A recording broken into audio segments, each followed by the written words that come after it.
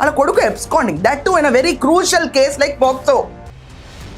కాంక్లేవ్స్ జరుగుతున్నాయి. Conclaves is a political debate వస్తుంది అక్కడ.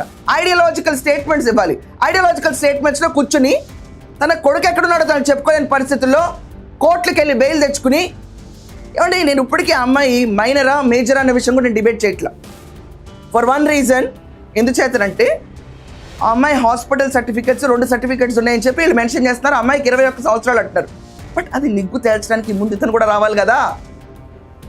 ఈరోజు సిట్ వాళ్ళకి ఇచ్చిన డేట్ వస్తాడా? మీ దృష్టిలో వస్తాడా? నా దృష్టిలో అయితే ఇవాళ కూడా రాడు.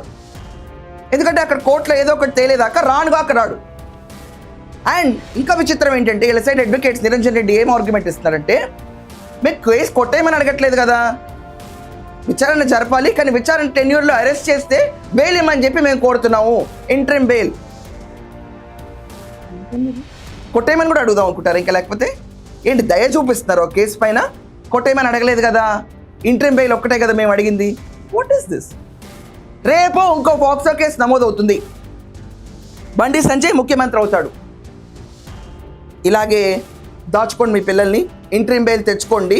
రియల్గా బాధితురాలే ఉంటుంది అక్కడ. నేను ఇప్పుడు ఈ చెప్పిన దాని ప్రకారం వాళ్ళు బాధితురాలు కాదు, సరే ఉమెన్ సైడ్ చేసి పక్కన పెడదాం. రియల్ బాధితురాలే ఉంటుంది. అప్పుడు ఇదే చట్టం వర్తించదా అన్నా? ఇదేనా అన్నా వికసించేది తెలంగాణలో కమలం? పొలిటికల్ ఫ్యూచర్ డల్ అవుతుంది అనే విషయం చూసుకుని ఈరోజు కొడుకుని సమర్థిస్తే, రేపు ఒకవేళ మీరే పవర్లోకి వస్తే జనాలు ఎదురు తిరగరా? అసలు మీ పవర్లోకి రావడానికి సహకరిస్తారా?